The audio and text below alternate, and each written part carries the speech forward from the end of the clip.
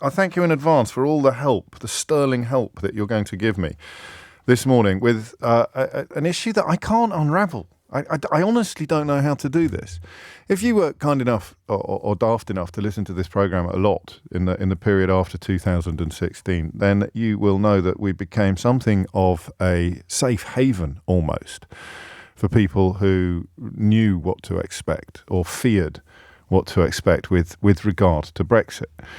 I don't know that anybody thought it would be as bad as it currently is.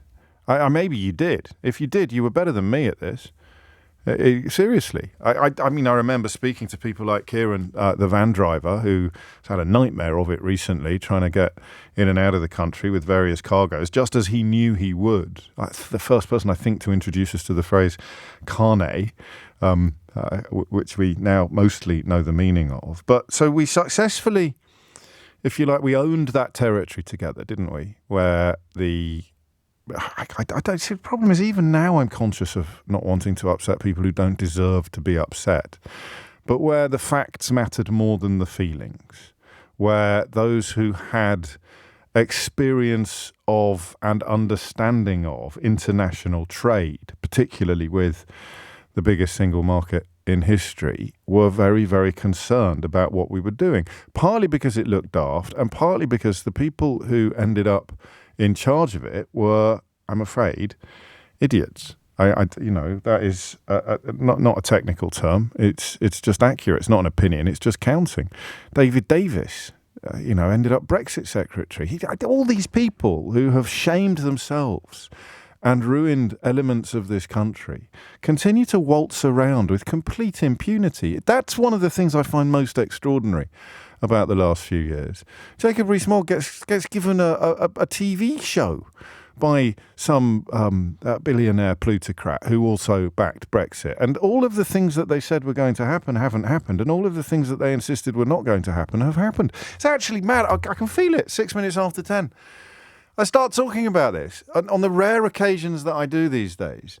And it's like I turn into a sort of human snowball. Because the more I head down the hill, the bigger I get and the faster I move. Because it's insane, right?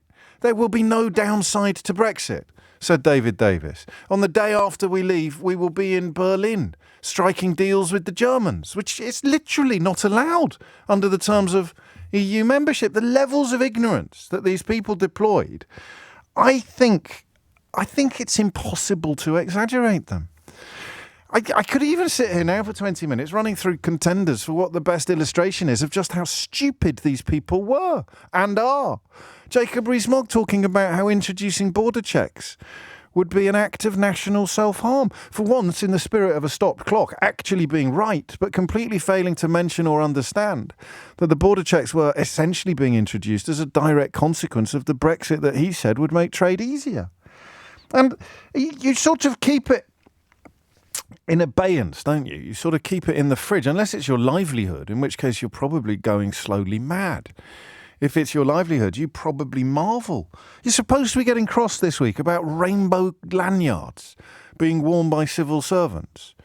That has had more attention from government ministers than the fact that, as Thomas just related in that news bulletin, the cost of implementing post-Brexit border arrangements will be at least £5 billion. And yet government ministers have had more to say in the last week about civil servants wearing rainbow-coloured lanyards. £5 billion, partly because of delays in implementing it. This isn't me, this is Parliament's own spending watchdog. And it's still not in place. The National Audit Office saying that the strategy lacks a clear timetable and an integrated cross-government delivery plan. Shall I tell you why? You don't need to read this report to work out why. It's because they can't admit anything bad is happening, so they don't acknowledge that it's happening at all. It's an insane situation for a country to find itself in. It genuinely is. This is what I mean about the snowball. This is what I mean about them. Once you actually break the seal, if you like, or open the door to contemplating this scenario, you get bigger and you move faster like a snowball coming down a mountain. I mean, I can't quite do this, A, because it would be pure Alan Partridge, and B, because I don't think anyone could answer it. But when does the snowball stop rolling? What does the end look like in this conversation? This continuing denial of reality, or it's not even a denial of reality, because I suppose it's a minor improvement. Not that long ago, you'd have had Nadine Dorries popping up somewhere to say, no, it's not costing £4.7 billion at all. Or you'd have Jacob Rees-Mogg saying, well, you just can't trust the National Audit Office. You must trust me. At least we seem now to have moved away from that actual denial of observable reality into a new era, the era of refusing to acknowledge observable, just pretending that it's not there. Stop and think for a minute. Whatever you think about Brexit, whatever you think about me, whatever you think about any of the people I've just mentioned, how have we become a country in which government ministers talk more about rainbow-coloured lanyards, and their client journalists follow, than they do about the fact that we are currently introducing a regime, a border regime that will make it harder for British businesses than it was before, and we are paying £5 billion for the privilege.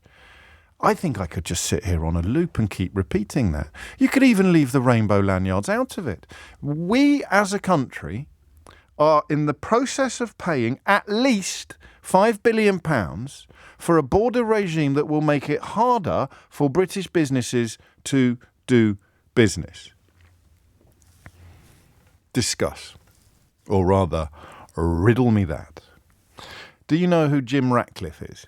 Jim Ratcliffe was a Brexit-supporting billionaire. They're my favourites, the Brexit-supporting billionaires. Here is a 6-second clip of Sir Jim Ratcliffe saying something that, for me, this weekend seemed to sum up the whole sorry mess. Well, Brexit sort of unfortunately didn't turn out as people anticipated. Yes, it did, Jimbo. It turned out exactly as people anticipated, as people explained, and as people desperately sought to make people like you understand. At least the fella's consistent. He's now embarked upon a project to take Manchester United out of Europe. So he appears to have learnt nothing from the experiences of the United Kingdom. And the reason I open this morning with a kind of admission of confusion is because I don't know what to do. I don't know what to do. Natasha says the ostrich has buried its head under the sofa and found £5 billion while it was down there. And you can see what she means. It's not normal, this. And do you know what I have to do on a morning like this? I have to really gird my loins to dive back into this territory. It would, in normal circumstances, in a normal country, it would be headline news. It would be huge news. If we were paying £5 billion to make life harder for British businesses. I'm going to keep hitting you over the head with that. We are paying £5 billion to make life harder for British businesses. Over in Northern Ireland, guess what's happening in Northern Ireland? The government's main post-Brexit scheme for helping traders move goods from Great Britain to Northern Ireland will have cost more than £500 million in its first 4 years. This also comes from the National Audit Office. £531 million worth of our money during a cost of living crisis, when we are watching all manner of catastrophe affect all manner of sectors, and we're spending that in the 4 years from December 2020 to December 2024 on the Trader Support Service. So everywhere you turn, there is evidence not only that things are getting worse, but that we are paying a fortune for the inferior scenario. I can't think, and you may be able to, I can't think of any precedent for this in the history of humanity. I have a phrase, a pat phrase, about becoming the first population in history to vote to impose economic sanctions on itself. But I can't think of a precedent for a country spending billions of pounds to make it harder for its businesses to do business. That's the phrase, isn't it? That's the line. Nothing in the Daily Mail today, nothing in Rupert Murdoch's titles, nothing, I don't imagine, from any of my colleagues here who encouraged you to vote for this fiasco.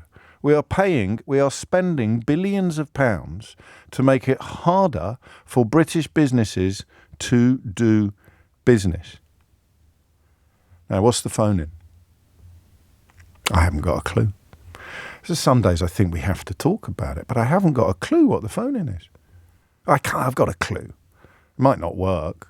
You could ring me now and just sort of vent your spleen, get it off your chest. I mean, how has this happened? I think we've answered that question. It's happened because we've got a corrupt government and a supine media.